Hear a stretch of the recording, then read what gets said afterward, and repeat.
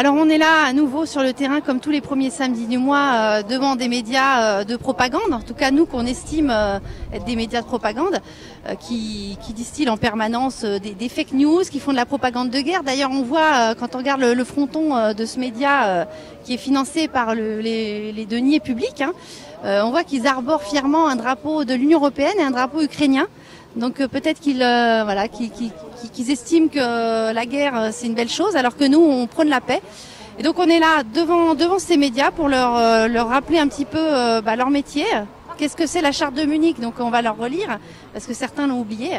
Et donc je voulais aussi préciser que maintenant on est une association. Voilà, donc on était un collectif, mais on a eu quand même assez de difficultés. On a mis 2 ans à enfin pouvoir déposer nos statuts, puisqu'on a dû s'y reprendre à 3 fois auprès de la préfecture. Donc maintenant on est une association et ça va nous permettre par la suite, puisque dans nos statuts on a bien précisé qu'on voulait porter plainte contre des médias ou des journalistes qui ne respecteraient pas leur code de déontologie et qui pratiqueraient la propagande de guerre. Et donc on est à la recherche pour l'instant de créer un compte bancaire pour pouvoir bénéficier des adhésions et des dons, pour par la suite pouvoir financer des actions judiciaires. Alors pour l'instant, on a un site internet qui s'appelle Vigimedia, donc tout attaché au pluriel .info. Donc ça c'est notre site où il y a une fiche contact où vous pouvez prendre contact avec nous. Sinon on est aussi sur différents réseaux. On est beaucoup actifs sur Telegram, Twitter. On a une chaîne YouTube qu'on utilise pour l'instant pas énormément, mais qu'on va essayer de développer de plus en plus. Et ce qu'on cherche aussi, c'est des bénévoles qui souhaiteraient nous rejoindre pour apporter leurs compétences. Parce que pour l'instant, on est un petit groupe, on a quand même plusieurs cordes à notre arc pour développer l'association, mais on n'est pas assez nombreux si on veut vraiment se développer et par la suite grossir et pouvoir créer un réel changement dans la manière de traiter l'information en France. À chaque fois qu'on les interpelle, qu'on vient sous leur fenêtre, ils se cachent, ils sont pas très courageux. À part 2-3 journalistes qu'on a pu croiser. Alors il faut le reconnaître, la plupart du temps, les journalistes avec qui on a pu discuter, ça a été ici, et ça a été aussi devant CNews. Mais les autres sont vraiment très pleutres. En l'occurrence, LCI, TF1, alors là, on en croise assez régulièrement, alors ils fuient très très vite. Et non, pour l'instant, on a vraiment du mal à rentrer en contact avec des journalistes. Alors, par contre, ce qu'on pourrait leur proposer, c'est s'il y en a vraiment, qui en aura le bol en fait de la façon dont ils doivent faire ce travail et qui peuvent plus le supporter. Mais par, on va dire, obligation pécuniaire, ils sont obligés de rester sur leur poste. Ils peuvent nous contacter de manière plus discrète et pourquoi pas de l'intérieur nous fournir des informations qui pourraient être intéressantes. Voilà. Donc on les accueille avec toute bienveillance. Venez nous voir si vraiment vous voulez vous émanciper de ces médias. Et puis après, pourquoi pas rejoindre des médias alternatifs, parce que nous aussi on soutient tous les médias alternatifs qui font bien leur travail. Voilà, on a LDC News, on a aussi Réservoir Apps, il y a aussi des médias comme Nexus, François, tous ces médias-là, Toxin, qui font aussi bien leur travail. Et donc ces médias-là, on les soutient. Donc si ces journalistes veulent rejoindre ces équipes-là, qu'ils le fassent. Et comme ça, ils pourront vraiment s'émanciper.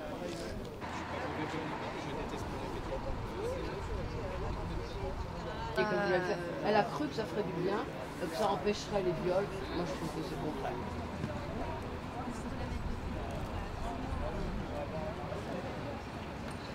Eh bien salut, en fait comme tous les premiers samedis du mois nous nous rassemblons devant des grands médias. Ça faisait un petit moment qu'on n'avait pas fait Radio France, donc on commence par eux aujourd'hui avec une communication qu'on a un petit peu boosté ce mois-ci, donc on verra un petit peu ce que ça donnera en milieu de cortège si on a le monde qui va bien. Donc on dénonce comme d'habitude le fait que nos journalistes ne veuillent pas respecter la charte de Munich, c'est-à-dire leur code de déontologie et d'éthique, leurs droits et devoirs, qui notamment les invite à faire preuve de discernement, à se montrer le plus impartiaux que possible, à ne pas faire œuvre de propagande, ne pas mélanger le métier de propagandiste et de journaliste. Et quand tu vois qu'avec nos deniers publics, je ne sais pas si tu peux filmer ça, le drapeau ukrainien et le drapeau européen qui sont pavoisés juste devant la maison de la radio, C'est une violation à la fois de la neutralité administrative, où les fonctionnaires ne sont pas censés prendre parti sur des considérations idéologiques, ils doivent respecter la diversité des opinions des Français, mais plus encore les journalistes, plus encore. Or, avec nos deniers publics, il y a un grand média public qui se permet de prendre parti, de décider qu'il faut soutenir l'Ukraine, sans considération des ingérences américaines qu'il y a derrière, sans considération du bain de sang que l'on est en train de générer en faisant cette propagande de guerre, qui ne sert même pas la cause des Ukrainiens. Nous, en fait, on en a marre de cette propagande de guerre, on en a marre de cette propagande pour l'UE, on en a marre de cette propagande pour la Macronie. On veut que ça cesse, on veut que la diversité d'opinion soit autorisée sur les grands médias, en particulier publics. Non, je pense pas que ça fera grand-chose. Trump va défendre les intérêts des États-Unis, il va pas spécialement défendre nos intérêts à nous. Il sera peut-être un pacificateur sur la question, sur le théâtre d'opération européen, parce que je pense qu'il veut rétablir des bonnes relations avec la Russie pour faire contrepoids à la Chine. C'est surtout ça qui l'intéresse. Lui, ce qu'il cible comme ennemi, comme adversaire principal pour les Américains, c'est la Chine. Et il a bien compris qu'il vaut mieux travailler de concert avec la Russie contre la Chine que l'inverse. Donc je pense que c'est ça qui le motive. Après, les Européens, il en a rien à foutre.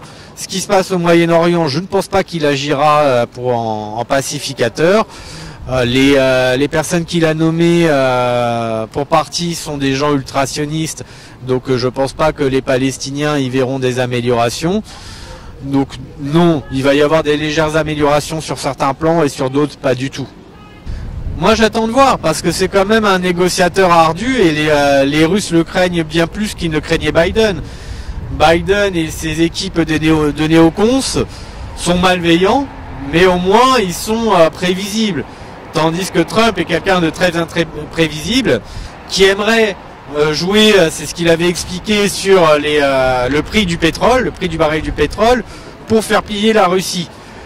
Je pense, il aimerait en fait négocier quelque chose du genre, bon alors on attend quelques années avant que l'Ukraine puisse avoir le droit de rentrer dans l'OTAN, on gèle la ligne de front, on fait un cessez-le-feu, mais c'est pas ce que veulent les Russes. Les Russes en fait ils veulent la paix, donc ils veulent une vraie paix. Et à partir de là, les Russes ne vont pas s'arrêter. Donc là, actuellement, ce qui est à craindre, c'est surtout qu'on voit les néoconservateurs qui sont aux abois parce qu'ils ont bien compris qu'ils perdaient la main. Et donc, avant que Trump ne puisse démarrer son mandat, ils sont en train de foutre le feu partout. On le voit notamment en Syrie, ce qui est un drame, où actuellement nos dirigeants sont tellement débiles et demeurés qu'ils ne se représentent pas que la Syrie est le dernier pays, le dernier régime arabe laïque dans la péninsule arabique. Donc on a des intérêts à conserver des bonnes relations avec la Syrie et même les assister pour empêcher les islamistes de prendre le pouvoir, de prendre le contrôle. Mais non, Bachar al-Assad est méchant, la Russie elle est méchante. En fait, tout ce qui peut nous aider à nous battre finalement contre les seuls ennemis de l'Europe, qui sont les islamistes, nous on n'a que le terrorisme à craindre fondamentalement. Ben non, ça les intéresse pas. Donc malheureusement, c'est encore des milliers de gens qui vont mourir pour rien. Malheureusement, c'est difficile à prévoir, mais je pense qu'on se dirige quand même vers toujours plus de chaos. On verra ce que ça donnera avec Trump pour essayer de pacifier au moins la question ukrainienne. J'espère que ça avancera un peu. Malheureusement, je reste assez pessimiste parce que les fous qu'on a au pouvoir sont déterminés. On l'a vu d'ailleurs avec ce qui s'est passé en Roumanie. Là, les élections dernières ont permis à quelqu'un qui est très hostile à l'Union européenne et à la guerre contre la Russie de remporter une victoire inattendue, parce qu'il avait eu un fort impact sur les réseaux sociaux et notamment TikTok, qui a des algorithmes assez favorables. Au départ, la Cour constitutionnelle roumaine avait validé en disant que c'était normal, tout s'était bien passé. Et là, ils viennent d'invalider parce que ça leur plaît plus. Et ils sont capables de dire il y a des manipulations. Donc ça veut dire que les médias ukrainiens qui fonctionnent comme en France, en Allemagne, c'est exactement la même merde. Ils font une propagande pour les européistes, ils censurent les opposants réels, et ça pour eux c'est pas de la manipulation. Par contre, quand des gens sont suivis sur les réseaux sociaux par les gueux qui disent bon on en a marre, on va voter pour des gens qu'on voit pas dans les médias parce qu'il faut renverser ce système, là c'est de la manipulation. C'est une dinguerie, c'est une inversion orwellienne. Donc voilà, hein, on voit qu'on a quand même des gens qui sont déterminés à aller jusqu'au bout. Ils ont bien refusé des tas de référendums. On a eu des référendums en Europe qui disaient non à l'Union européenne, ils se sont à chaque fois assis dessus. Donc pourquoi ils continueraient pas? Parce que là, il y a pas mal de mal, il y a aussi nos variables. Vous engagez? Par exemple,